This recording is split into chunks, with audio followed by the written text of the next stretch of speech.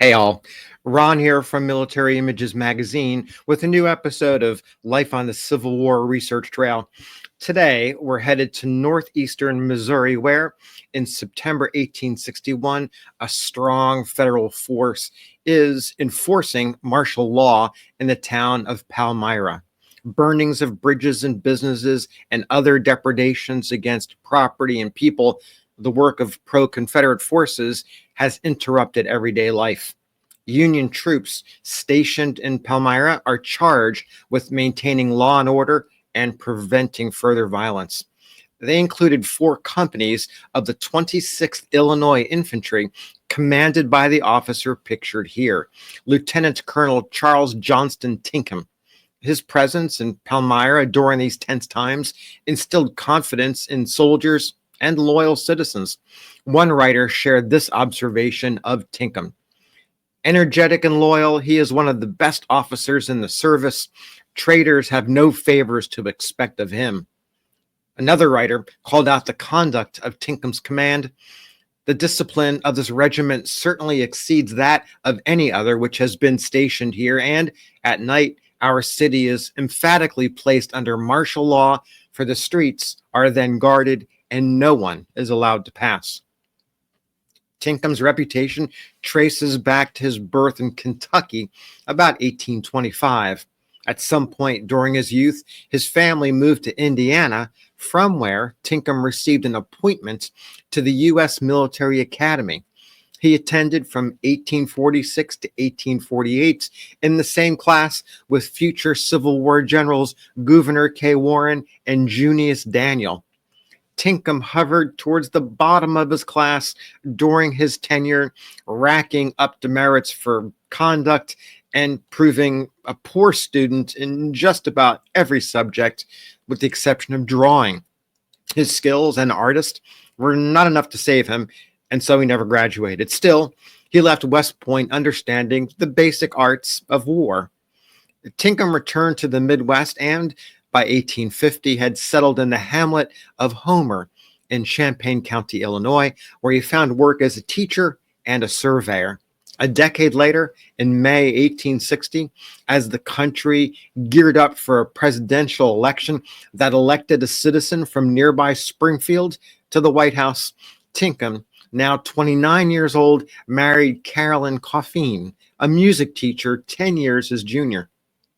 The first of their 5 children, a son, was born a day before South Carolina forces bombarded Fort Sumter in Charleston Harbor, sparking all-out war between the states.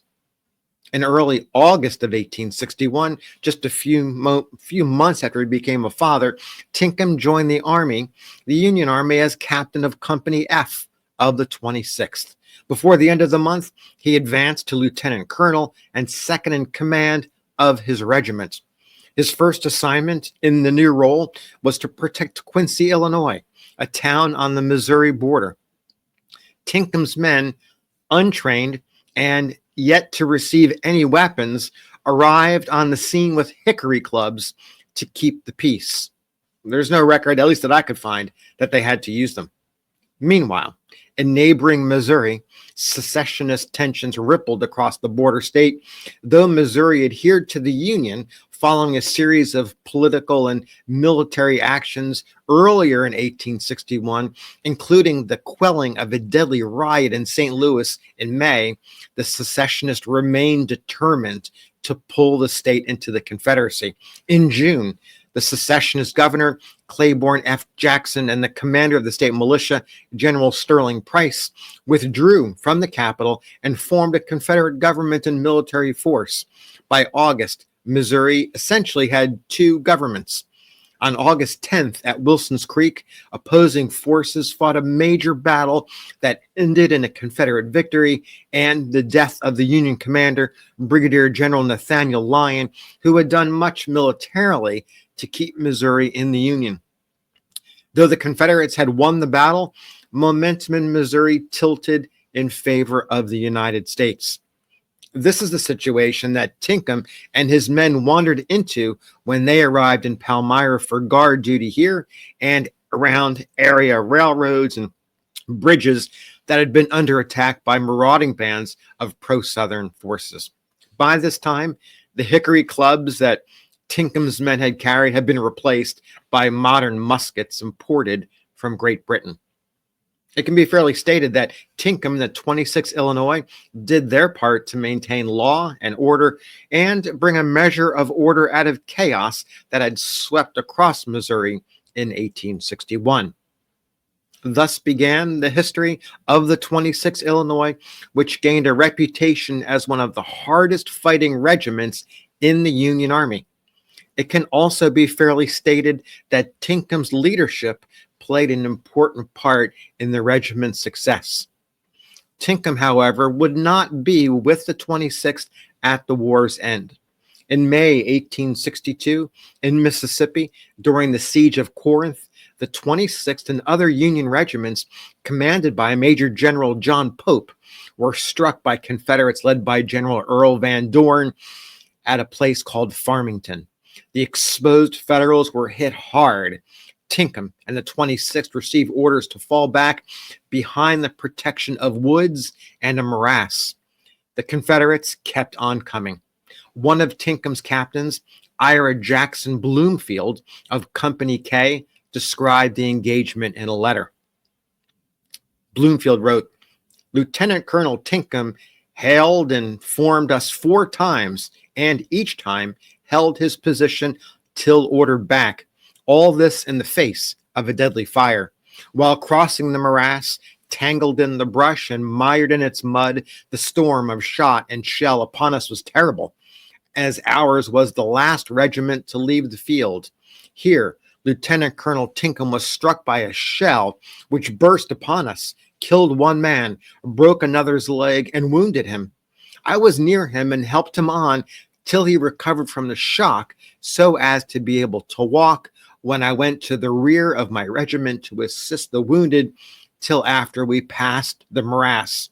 When I went to the front, caused a halt, and formed my company, and ours was the only company that came back in order."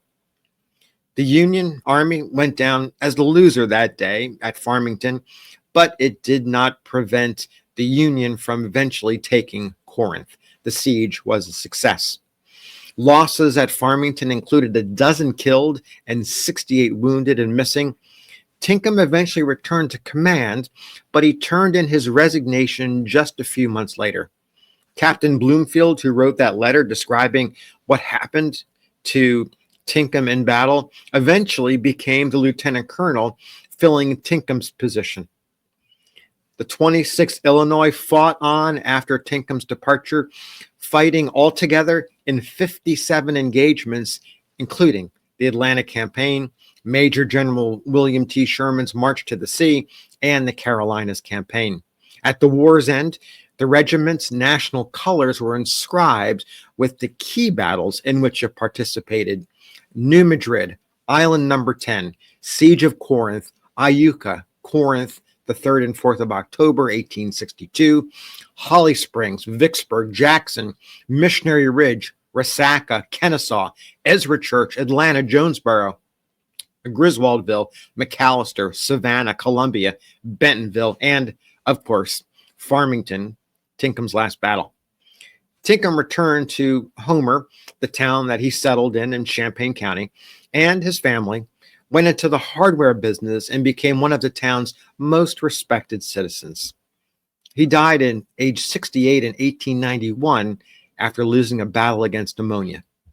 So thanks for listening to the story of Lieutenant Colonel Tinkham and the 26th Illinois and their early and important role in Missouri in a very tenuous time during that state's history as part of the Union. We'll see you on the next episode of Life on the Civil War Research Trail.